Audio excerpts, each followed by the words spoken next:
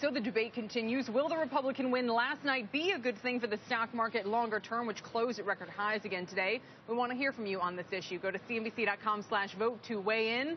But there's at least one Washington watcher who believes this election will be a disaster for the economy. Katrina vanden Heuvel is editor and publisher of The Nation, and she joins us now along with our panel. Katrina, it's great to have you here. Thank you, What's Kelly. your main concern about this Republican control of Congress?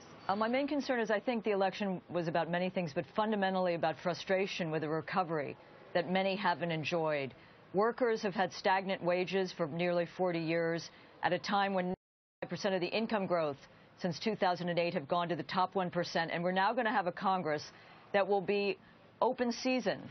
Big banks, big oil companies will have run of the place when what we really need is a enormous investment in infrastructure and job creation, even minimum wage hikes, which were very popular last night, Kelly, in 4 red states, may not do it. Look at the world. Growth and demand are the key things, and growth is declining in the Eurozone and China. How does either party, perhaps with the structural problems, help an embattled middle class in a globalized, deunionized, far from full employment economy? These are the central tasks of an America if it wishes to be truly exceptional. And I don't think the Republican Party has any clue what to do, and too many in the Democratic Party aren't willing to really double down and confront these facts. Katrina, to that exact point, do you really think that there's going to be a lot of change coming in this next Congress in the next 2 years? You know, as you pointed out, minimum wage is incredibly popular. Yep. A lot of commentators have been saying, I think rightly, that this was a wave election, but not a mandate election. You know, people are not coming out tremendously supportive of Republican policies. You know, abortion staying legal, marijuana use becoming legal. You know, a lot of these things are strongholds of sort of Democratic policies, along with minimum wage, of course.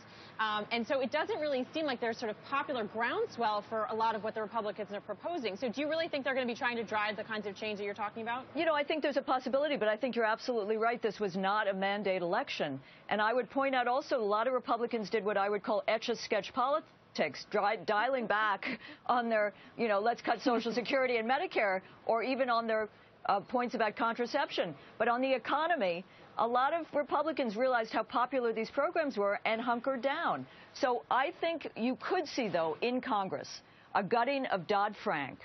Very few spoke out, Democrats and certainly no Republicans, about how do you hold big banks accountable to people. Jimmy, has your head exploded yet? No, I don't. But also the rigged rules talking about have this cognitive dissonance. You know, why people seem to have voted for Republicans, but they also want the minimum wage. Maybe the thing is, they do want a higher minimum wage, and gosh, maybe they do like more preschool funding, but they don't believe that either of those things is enough to shake us off of this new normal. So that's why I think they think those things are great things. They just don't believe that's enough. If that's like the center-left agenda, they don't believe that's nearly enough for an economy that's grown at about 1% since about 2000. But you know, they don't think those ideas. I both agree with you. They don't think those points are big enough. For instance, what will minimum wage and pre-K do? The huge decline in U.S. startups over the past 15 years, really over the past 30 years, and decline in innovation. That's what drives productivity. But wait a minute. That's what drives growth, and that's what we don't have a solution for. I'm on CNBC, I understand. But what pre-K and minimum wage do is improve the condition of people's lives. And I think politics at its best does that. But you can do that and what I just said. It's the healing power of and. But you know what? I agree with you. I just began by saying there are extraordinary structural problems, but you got to begin somewhere. But is either party willing to grapple with the enormous inequality we confront, which will require not just governmental intervention, but corporate thinking about sustainability? Can corporations, the way they're operating, be sustainable in this environment of inequality when the ratio of CEO pay to workers used to be 25-1 in the 50s? It's now like 350-1 or 400-1. That is not an America I want to live in, and that is not about American values as I understand them. I'm not talking about level playing field. I'm talking about a measure of fairness and ending the rigged rules that are shafting so many and privileging too few.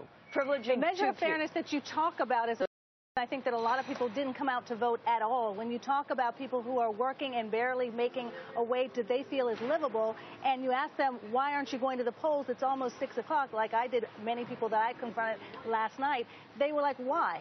what's the change going to mean for me today in my life? And so I think that both parties are going to have to understand how to speak to those people in order to see more of an interest in the political fabric of our country, because just only two-thirds of people not voting, that's a very high number. Young people in particular stayed home. Exactly. That's what Republicans really, I mean, they offered, Obama's terrible Obama. What they need to offer now is a pro-growth agenda, but also a pro-middle class agenda that deals with the everyday problems in people's lives. That's what, yeah. Not necessarily like a balanced budget amendment. Well, that may be a great idea, but how does that help my kid go to college? If I'm a parent, how does that help me raise my kids? That's the kind of agenda. It's not going to be it's not going to be Katrina's agenda, but they are going to come up with an agenda, and it's going to be voted toward the middle class. If not, it's going to be a very short election win. I think that's the word to leave it on. Katrina, thank you for being here. Thank you. Appreciate it.